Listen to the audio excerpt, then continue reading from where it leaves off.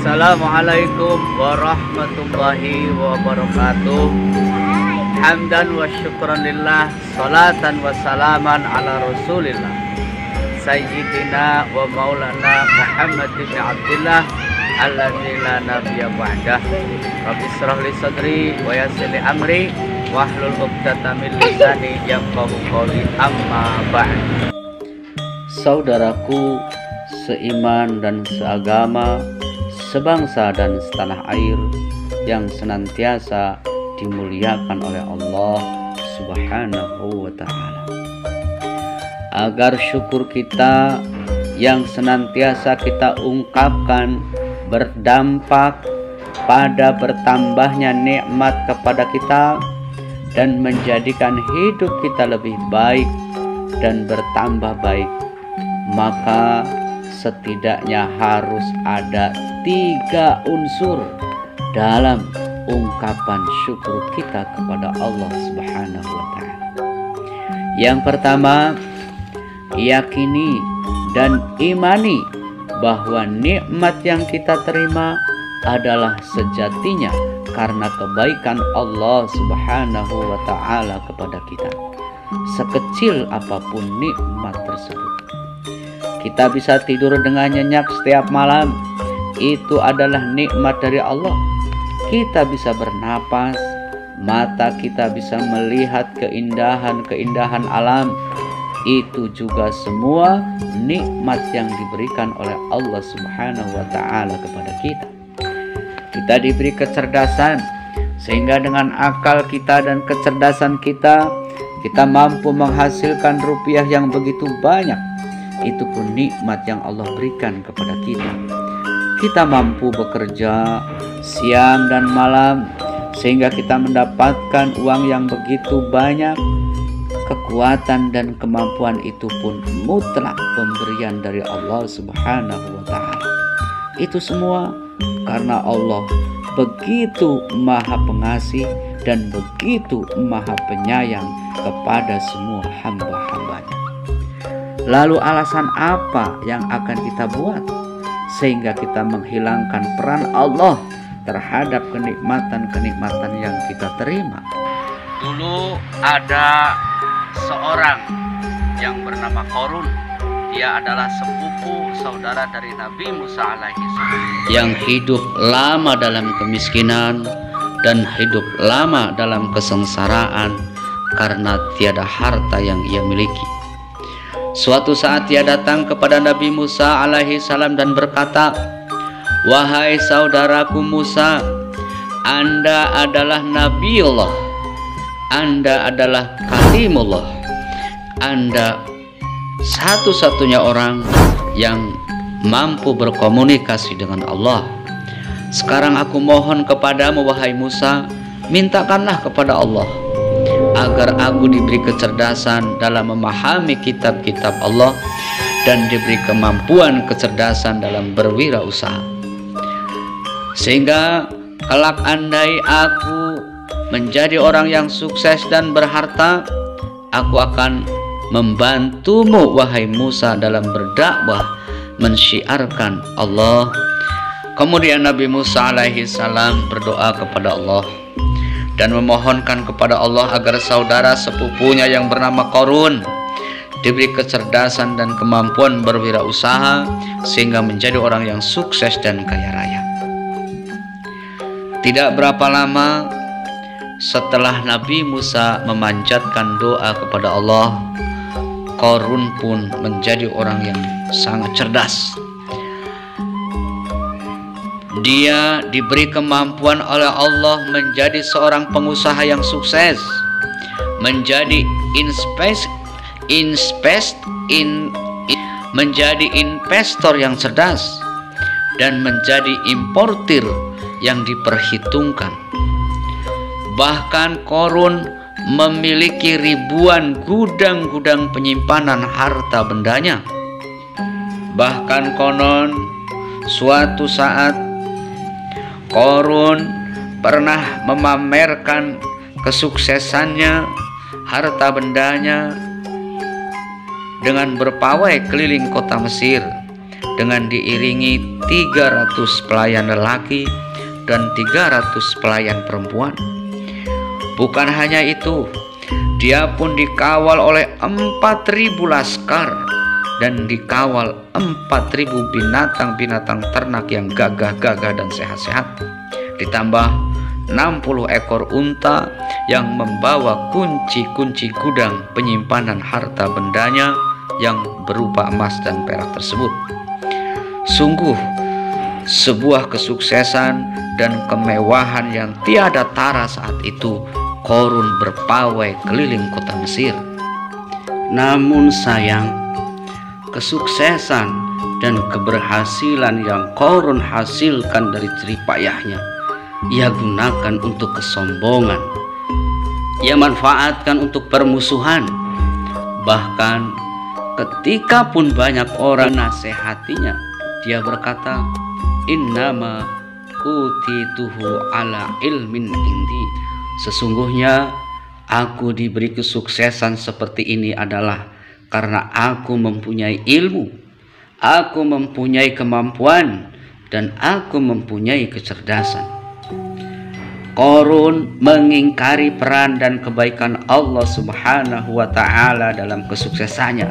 Dia ingkar bahwa kemampuannya dalam berbisnis, kecerdasannya dalam berwirausaha adalah nikmat dari Allah Subhanahu wa ta'ala. Keingkaran daripada Qarun ini kemudian dibalas oleh Allah dengan Qarun dan harta bendanya kemudian ditenggelamkan oleh Allah Subhanahu wa ta'ala dalam perut bumi. Saudara seiman dan seagama, setanah air dan sebangsa yang dirahmati Allah, jika ingin hidup kita lebih baik, maka yakini bahwa nikmat apapun yang kita terima sejatinya adalah dari Allah Subhanahu wa ta'ala, atas kemahakasihan Allah dan atas kemahasayangan Allah kepada para hamba-hambanya. Yang kedua, unsur yang harus ada dalam kita mengungkapkan rasa syukur kepada Allah adalah senantiasa berterima kasih kepada orang-orang yang menjadi wasilah, menjadi perantara datangnya nikmat kepada kita.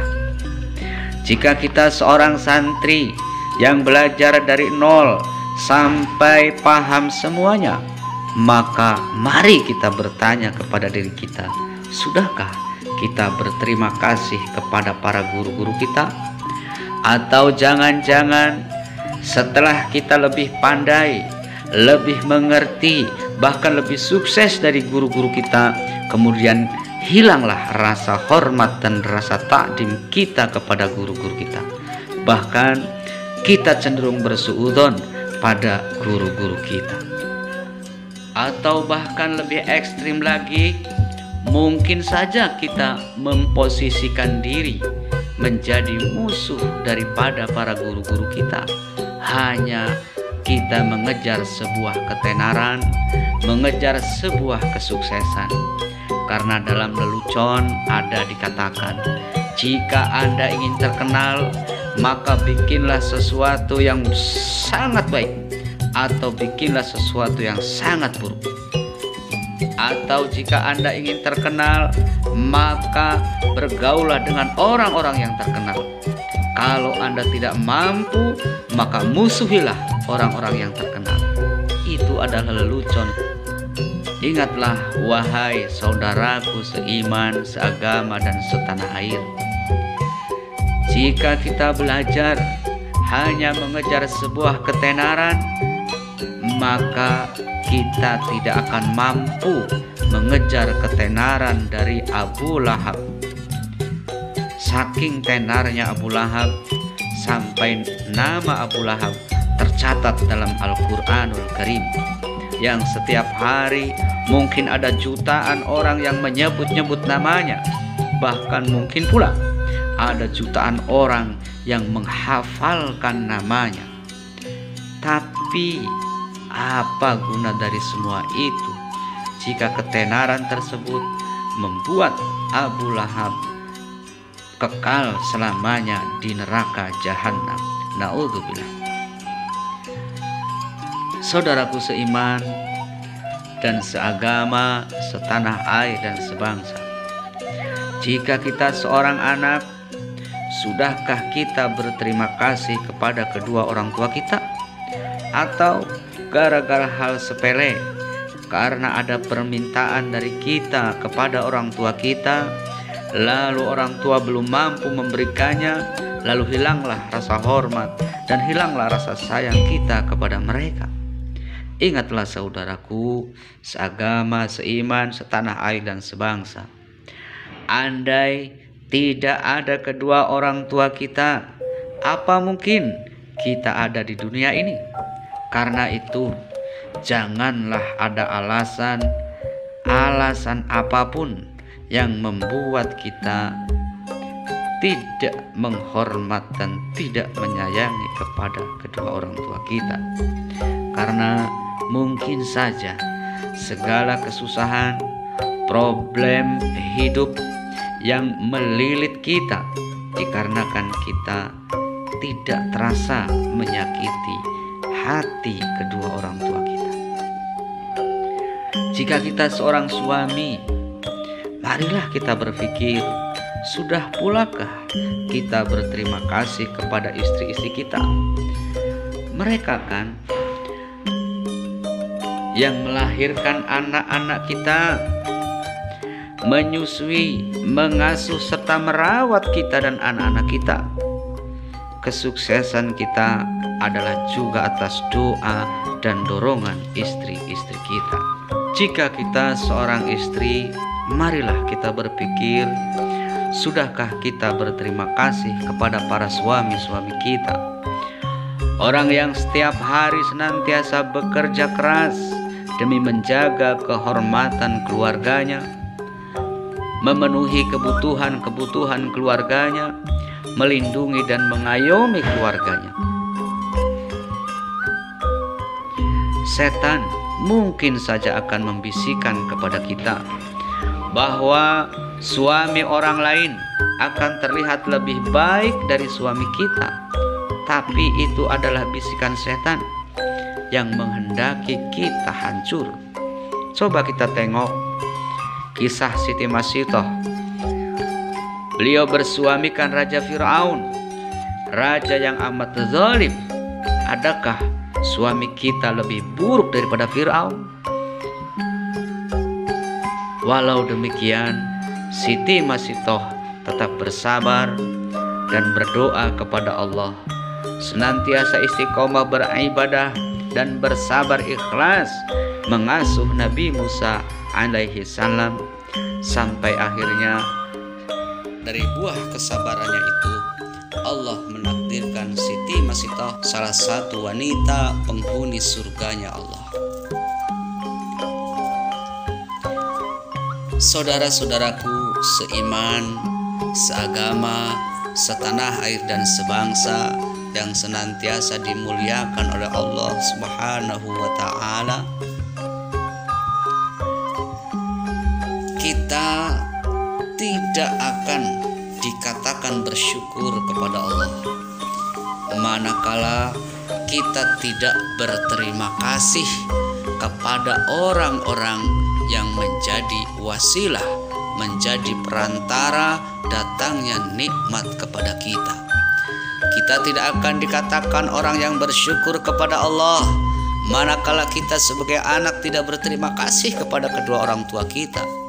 Kita tidak akan dikatakan bersyukur kepada Allah manakala seorang suami tidak berterima kasih kepada istrinya, seorang istri tidak berterima kasih kepada suaminya, seorang anak buah, karyawan, staf tidak berterima kasih kepada bosnya, kepada pimpinannya.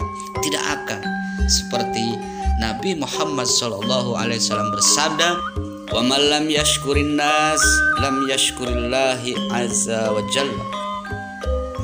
Barang siapa yang tidak bersyukur kepada manusia yang menjadi wasilah dan perantara datangnya nikmat kepada dia, lam yashkurillah, maka dia tidak dikatakan bersyukur kepada Allah Subhanahu wa ta'ala. Yang ketiga, unsur yang harus ada dalam ungkapan syukur kita adalah gunakan setiap nikmat yang kita terima di jalan yang diridhoi oleh Allah Subhanahu wa ta'ala. Agar kita mengerti, memahami jalan mana sajakah yang diridhoi oleh Allah, maka hendaklah senantiasa kita tidak bosan belajar, tidak berhenti mengaji, dan terus berkonsultasi kepada para ahli, para ulama yang betul-betul mengerti dan alim ilmu agama, yang jelas sanad keilmuannya. Saudaraku seiman dan seagama, sebangsa dan setanah air yang senantiasa dimuliakan oleh Allah Subhanahu wa ta'ala. Tiga unsur ini harus ada dalam setiap ungkapan syukur kita kepada Allah. Yakini bahwa semua kenikmatan yang kita terima, baik itu kecil ataupun besar, adalah sejatinya dari Allah, dari maha kasih sayangnya Allah kepada hamba-hambanya. Lalu berterima kasih pula lah kepada orang yang menjadi wasilah perantara datangnya nikmat kepada kita, dan gunakan nikmat yang kita terima di jalan yang diridhoi oleh Allah Subhanahu wa ta'ala.